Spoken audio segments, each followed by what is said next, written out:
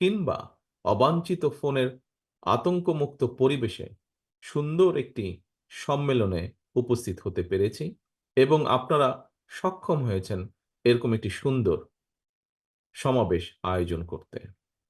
আজকের এমন একটি স্বাধীন এবং মুক্ত পরিবেশ অর্জন করতে কিন্তু হাজার হাজার ছাত্র জনতাকে শহীদি মৃত্যু বরণ করতে হয়েছে। আহত হয়েছেন অসংখ্য মানুষ।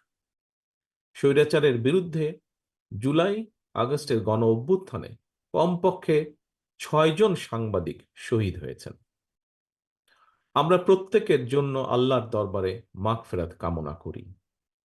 প্রিয় উপস্থিতিবৃন্দ, স্বৈরাচার বিরোধী আন্দোলনের দীর্ঘ লড়াই সংগ্রামে আমাদের সঙ্গে সক্রিয় ছিলেন এমন একজন সাংবাদিক নেতাকেও আজকের এই অনুষ্ঠানে আমি বিশেষভাবে স্মরণ করতে চাই।